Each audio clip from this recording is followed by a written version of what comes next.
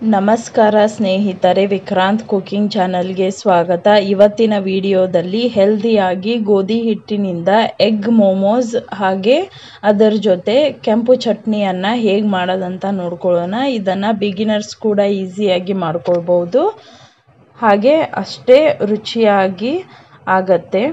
Recipe start ಮಾಡೋಕ್ಕಿಂತ ಮುಂಚೆ ಯಾರೆಲ್ಲ ನನ್ನ ಚಾನಲ್ನ ಸಬ್ಸ್ಕ್ರೈಬ್ ಮಾಡ್ಕೊಂಡಿಲ್ಲ ಪ್ಲೀಸ್ ಸಬ್ಸ್ಕ್ರೈಬ್ ಮಾಡ್ಕೊಳ್ಳಿ, ಹಾಗೆ ಲೈಕ್ ಶೇರ್ ಕಮೆಂಟ್ ಮಾಡಿ ಸಪೋರ್ಟ್ ಮಾಡ್ತಾ ಇರಿ. ಇವಾಗ ರೆಸಿಪಿ ಸ್ಟಾರ್ಟ್ ಮಾಡೋಣ. ನಾನಿಲ್ಲಿ ಮೊದಲಿಗೆ ಹಿಟ್ಟನ್ನು ನಾದ್ಕೊಳ್ತಾ ಇದ್ದೀನಿ, ಹಾಗಾಗಿ ಗೋಧಿ ಹಿಟ್ಟನ್ನು ತಗೊಂಡಿದ್ದೀನಿ. ನಿಮಗೆ ಎಷ್ಟು ಬೇಕೋ ಅಷ್ಟು ಗೋಧಿ ಹಿಟ್ಟನ್ನು ನೀವು ತಗೊಳ್ಬಹುದು. ಅದಕ್ಕೆ ಒಂದು ಸ್ವಲ್ಪ ಎಣ್ಣೆ ಹಾಗೆ ಉಪ್ಪನ್ನು ಹಾಕಿ ಚಪಾತಿ ಹಿಟ್ಟಿನದಕ್ಕೆ ನಾನೀಗ ಅದನ್ನು ಕಲಿಸ್ಕೊಳ್ತಾ ಇದ್ದೀನಿ. ಚಪಾತಿ ಹಿಟ್ಟಿನಕ್ಕಿಂತ ಒಂದು ಸ್ವಲ್ಪ ಗಟ್ಟಿನೇ ಇದ್ದರೂ ನಡೆಯುತ್ತೆ. ಒಂದು ಅರ್ಧ ಗಂಟೆ ನೆನೆಸಿದ್ರೆ ಅದನ್ನು ಚೆನ್ನಾಗಿ ಆಗತ್ತೆ. ಇವಾಗ ಇದಕ್ಕೆ ಒಂದು ಸ್ವಲ್ಪ ಎಣ್ಣೆಯನ್ನು ಹಚ್ಚಿ ನಾನು ಅರ್ಧ ಗಂಟೆ ನೆನೆಯೋಕ್ಕೆ ಇಟ್ಬಿಡ್ತಾ ಇದ್ದೀನಿ. ಅಲ್ಲಿವರೆಗೂ ನಾವು ಸ್ಟಫಿಂಗ್ಗೆ ಏನೇನು ಬೇಕಂತ ನೋಡ್ಕೊಳ್ಳೋಣ. ಇಲ್ಲಿ ನಾನು ಮೆಣಸಿನ್ಕಾಯನ್ನು ಕಟ್ ಮಾಡಿ ತೊಗೊಂಡಿದ್ದೀನಿ, ಹಾಗೆ ಈರುಳ್ಳಿಯನ್ನು ತೊಗೊಂಡಿದ್ದೀನಿ, ಟೊಮೆಟೊ ಒಂದು ಅರ್ಧದಷ್ಟು ತೊಗೊಂಡಿದ್ದೀನಿ, ಹಾಗೆ ಶುಂಠಿ ಬೆಳ್ಳುಳ್ಳಿಯನ್ನು ತುರಿದು ತೊಗೊಂಡಿದ್ದೀನಿ. ಈಗ ಒಂದು ಪಾತ್ರೆಯಲ್ಲಿ ಎಣ್ಣೆಯನ್ನು ಹಾಕಿದ್ದೀನಿ, ಹಾಗೆ ಇಲ್ಲಿ 3 ಮೊಟ್ಟೆಯನ್ನು ಒಂದು ಪಾತ್ರೆಯಲ್ಲಿ ಒಡೆದು ಇಟ್ಕೊಳ್ತಾ ಇದ್ದೀನಿ.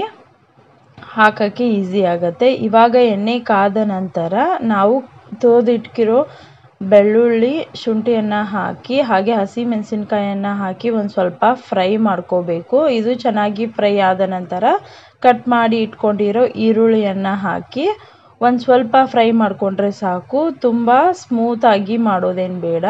ಇದಕ್ಕೆ ನಾನು ಇವಾಗಲೇ ಒಂದು ಸ್ವಲ್ಪ ಉಪ್ಪನ್ನು ಹಾಕ್ಕೊಳ್ತಾ ಇದ್ದೀನಿ. ಈಗ ಇದು ಒಂದು 2 ನಿಮಿಷ ಫ್ರೈ ಆದಮೇಲೆ ಇದಕ್ಕೆ ನಾನು ಕಟ್ ಮಾಡಿಟ್ಟಿರೋ ಟೊಮೆಟೊನ ಹಾಕ್ಕೊಂಡಿದ್ದೀನಿ.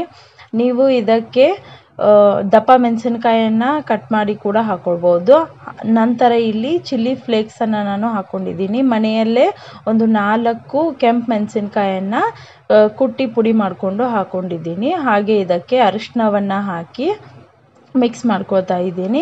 ಹಾಗೆ ಟೇಸ್ಟ್ಗೆ ಮ್ಯಾಗಿ ಮಸಾಲವನ್ನು ಹಾಕ್ಕೊಳ್ತಾ ಇದ್ದೀನಿ. ನೀವು ಬೇಕಾದರೆ ಗರಂ ಮಸಾಲ ಕೂಡ ಇಲ್ಲಿ ಯೂಸ್ ಮಾಡ್ಕೋಬಹುದು. ನಂತರ ಇದಕ್ಕೆ ನಾನು ಒಡೆದಿಟ್ಟಿರೋ ಮೊಟ್ಟೆಯನ್ನು ಹಾಕಿ ಚೆನ್ನಾಗಿ ಮಿಕ್ಸ್ ಮಾಡ್ಕೊಳ್ತಾ ಇದ್ದೀನಿ. ಇದು ಪೂರ್ತಿ ಡ್ರೈ ಮಿಕ್ಸ್ಚರ್ ಮಾಡ್ಕೋಬೇಕು. ನೀವಿಲ್ಲಿ ಡೈರೆಕ್ಟ್ ಹಸಿ ಮೊಟ್ಟೆ ಬದಲು ಬಾಯ್ಲ್ ಮಾಡಿಕೊಂಡು ಚಿಕ್ಕ ಚಿಕ್ಕ ತುಂಡುಗಳನ್ನಾಗಿ ಮಾಡಿ ಕೂಡ ಹಾಕ್ಕೊಳ್ಬೋದು, ಅದು ಕೂಡ ಚೆನ್ನಾಗಿ ಆಗತ್ತೆ. ಇವಾಗ ಇದು ರೆಡಿಯಾಗಿದೆ. ನಾನು ಇದಕ್ಕೆ ಕೊನೆಯದಾಗಿ ಒಂದು ಸ್ವಲ್ಪ ಕೊತ್ತಂಬರಿ ಪೌಡರನ್ನು ಹಾಕ್ಕೊಳ್ತಾ ಇದ್ದೀನಿ. ನೀವು ಬೇಕಾದರೆ ಕೊತ್ತಂಬರಿ ಸೊಪ್ಪನ್ನು ಹಾಕ್ಕೊಳ್ಬೋದು.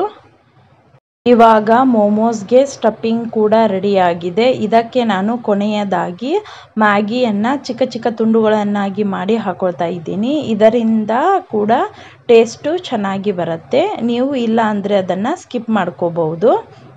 ಇವಾಗ ಇದನ್ನು ಹಾಕ್ಕೊಂಡು ಇದನ್ನು ಕೂಡ ಒಂದು ಸ್ವಲ್ಪ ಚೆನ್ನಾಗಿ ಮಿಕ್ಸ್ ಮಾಡಿ ಇಟ್ಕೊಳ್ತಾ ಇದ್ದೀನಿ. ಇವಾಗ ಇಲ್ಲಿ ನಾನು ಚಟ್ನಿ ರೆಡಿ ಮಾಡೋಕ್ಕೆ 2 ಹಣ್ಣಾಗಿರೋ ಟೊಮೆಟೊನ ತೊಗೊಂಡಿದ್ದೀನಿ. ಆಮೇಲೆ ಅದನ್ನು ಚೆನ್ನಾಗಿ ವಾಶ್ ಮಾಡಿಕೊಂಡು ಹೀಗೆ 4 ಭಾಗವನ್ನಾಗಿ ಮಾಡಿ ಅದನ್ನು ತಗೊಳ್ತಾ ಇದ್ದೀನಿ. ನಂತರ ಇದಕ್ಕೆ 4ರಿಂದ 5 ಕೆಂಪು ಮೆಣಸಿನ್ಕಾಯನ್ನು ಹಾಕ್ಕೊಂಡಿದ್ದೀನಿ. ಇವಾಗ ಇದಕ್ಕೆ ಕುದಿಯೋಕ್ಕೆ ನೀರು ಹಾಕಿ ಒಂದು 10 ನಿಮಿಷ ಕುದಿಸಿದ್ರೆ ಅದು ಚೆನ್ನಾಗಿ ಬೇಯುತ್ತೆ. ಹಾಗೆ ಅದರ ಮೇಲಿನ ಸಿಪ್ಪೆ ಎಲ್ಲ ಅದು ತಾನಾಗೆ ಬರೋ ಹಾಗೆ ನೀವು ಕುದಿಸ್ಕೋಬೇಕು. ಅದು ಕುದಿಯೋವರೆಗೂ ಇಲ್ಲಿ ನಾನು 1 ಇಂಚಿನಷ್ಟು ಅಲ್ಲ ಹಾಗೆ 2 ಗಡ್ಡೆಯಷ್ಟು ಬೆಳ್ಳುಳ್ಳಿಯನ್ನು ಹೀಗೆ ತುರಿದು ಇಟ್ಕೊಳ್ತಾ ಇದ್ದೀನಿ. ಹೀಗೆ ತುರಿದು ಹಾಕೋದ್ರಿಂದ ಚೆನ್ನಾಗಿ ಆಗುತ್ತೆ. ಇಲ್ಲ ಅಂದರೆ ನೀವು ಪೇಸ್ಟ್ ಕೂಡ ಮಾಡ್ಕೋಬಹುದು. ಇವಾಗ ಇದನ್ನು ಕೂಡ ರೆಡಿ ಮಾಡ್ಕೊಂಡಿದ್ದಾಗಿದೆ. ಇಲ್ಲಿ ಟೊಮೆಟೊ ಕೂಡ ಚೆನ್ನಾಗಿ ಬೆಂದಿದೆ. ನೀವು ನೋಡ್ತಾ ಇರ್ಬೋದು ಸಿಪ್ಪೆ ಎಲ್ಲ ತಾನಾಗಿ ಅದು ಬಿಚ್ತಾ ಇದೆ ಅಂತ. ಈಗ ಇದನ್ನು ನಾನು ಒಂದು ಪಾತ್ರೆಯಲ್ಲಿ ನೀರನ್ನು ಸೋಸ್ಕೊಳ್ತಾ ಇದ್ದೀನಿ.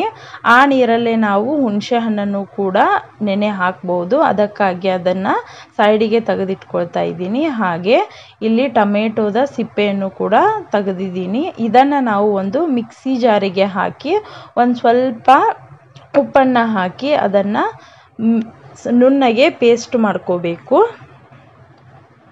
ಇಲ್ಲಿ ನಾನು ತೆಗೆದಿಟ್ಕೊಂಡಿದ್ದ ನೀರಿನಲ್ಲಿ ಒಂದು ಅರ್ಧ ಕಪ್ನಷ್ಟು ನೀರನ್ನು ತಗೊಂಡು ಅದರಲ್ಲೇ ಹುಣಸೆ ಹಣ್ಣನ್ನು ನೆನೆ ಹಾಕಿದ್ದೀನಿ. ಇವಾಗ ಇದು ನೋಡ್ತಾ ಇರ್ಬೋದು, ಪೇಸ್ಟ್ ಕೂಡ ಇದು ರೆಡಿಯಾಗಿದೆ. ನಾನಿಲ್ಲಿ ಒಂದು ಪಾತ್ರೆಯನ್ನು ತಗೊಂಡಿದ್ದೀನಿ. ಪಾತ್ರೆಯಲ್ಲಿ ಒಂದು ಸ್ವಲ್ಪ ಎಣ್ಣೆಯನ್ನು ಹಾಕ್ಕೊಂಡಿದ್ದೀನಿ. ಎಣ್ಣೆ ಚೆನ್ನಾಗಿ ಕಾದ ನಂತರ ನಾವು ತುರಿದಿಟ್ಕೊಂಡಿರೋ ಅಲ್ಲ ಬೆಳ್ಳುಳ್ಳಿಯನ್ನು ಹಾಕಿ ಮಿಕ್ಸ್ ಮಾಡ್ಕೋಬೇಕು. ಹಾಗೆ ಹುಣಸೆ ರಸವನ್ನು ಕೂಡ ಹೀಗೆ ತಗೋತಾ ಇದ್ದೀನಿ.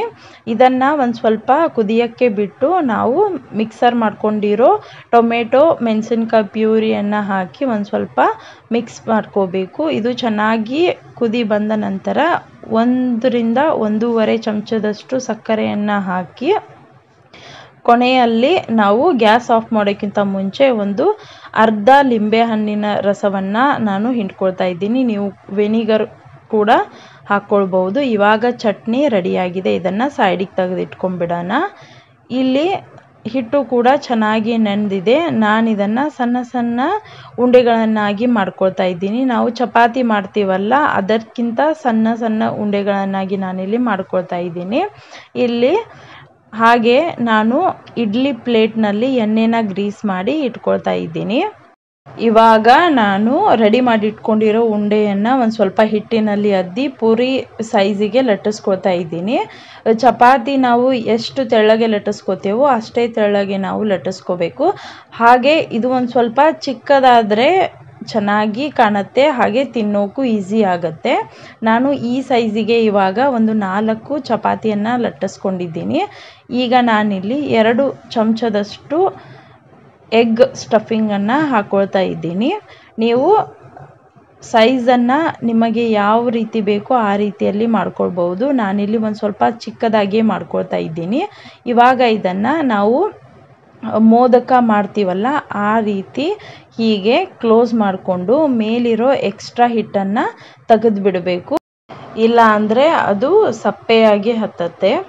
ಇವಾಗ ಹೀಗೆ ನಾನು ಎಲ್ಲ ಮೋಮೋಸ್ಗಳನ್ನು ರೆಡಿ ಮಾಡಿಕೊಂಡು ಇಡ್ಲಿ ಪ್ಲೇಟ್ನಲ್ಲಿ ಹಾಕ್ಕೊಳ್ತಾ ಇದ್ದೀನಿ. ನೀವು ಬೇಕಾದರೆ ಹಾಗೆ ಒಂದು ನೆಟ್ ಪಾತ್ರೆ ಇರುತ್ತಲ್ಲ, ಜಾಳಿಗೆ ಪಾತ್ರೆಯಲ್ಲಿ ನೀವು ಕೂಡ ಸ್ಟೀಮ್ ಮಾಡ್ಕೊಳ್ಬಹುದು. ಇವಾಗ ನಾನಿದನ್ನು ಇಡ್ಲಿ ಪಾತ್ರೆಗೆ ಹಾಕಿ ಸ್ಟೀಮ್ ಮಾಡ್ಕೊಳ್ತಾ ಇದ್ದೀನಿ. ಒಂದು 10 ರಿಂದ 15 ನಿಮಿಷ ಮಾಡಿಕೊಂಡ್ರೆ ಸಾಕು. ಇವಾಗ ನಾನಿದನ್ನು ಓಪನ್ ಮಾಡ್ತಾ ಇದ್ದೀನಿ. ನೋಡ್ತಾ ಇರ್ಬೋದು ನೀವು ಎಷ್ಟು ಚೆನ್ನಾಗಿ ಬೆಂದಿದೆ ಅಂತ. ನೀವು ಹೀಗೆ ಸ್ಟೀಮ್ ಮಾಡ್ಕೋ ಬದಲು ಇದನ್ನು ಎಣ್ಣೆಯಲ್ಲಿ ಡೀಪ್ ಫ್ರೈ ಮಾಡಿದ್ರು ತುಂಬ ರುಚಿಯಾಗಿ ಇರುತ್ತೆ. ನಾನಿದನ್ನು ಸ್ಟೀಮ್ ಮಾಡಿ ನಿಮಗೆ ತೋರಿಸ್ತಾ ಇರೋದು. ನೋಡ್ತಾ ಇರ್ಬೋದು ಎಷ್ಟು ಚೆನ್ನಾಗಿ ಬಂದಿದೆ ಅಂತ. ನಾವು ಮಾಡಿರೋ ಕೆಂಪು ಚಟ್ನಿಯಲ್ಲಿ ಇದನ್ನು ತಿಂದರೆ ಸೂಪರಾಗಿ ಇರುತ್ತೆ. ನೋಡಿದ್ರಲ್ಲ ಸ್ನೇಹಿತರೆ, ಇವತ್ತಿನ ರೆಸಿಪಿ ಎಗ್ ಮೋಮೋಸ್ ರೆಸಿಪಿ ನಿಮಗೆ ಇಷ್ಟ ಆಗಿದ್ದಲ್ಲಿ ಒಂದು ಲೈಕ್, ಶೇರ್, ಕಮೆಂಟ್ ಮಾಡಿ. ಹೀಗೆ ಸಪೋರ್ಟ್ ಮಾಡ್ತಾ ಇರಿ. ಸಬ್ಸ್ಕ್ರೈಬ್ ಮಾಡೋದನ್ನು ಮರಿಬೇಡಿ. ಸಿಗೋಣ ಮುಂದಿನ ವಿಡಿಯೋದಲ್ಲಿ. Thanks for watching. ಬಾಯ್.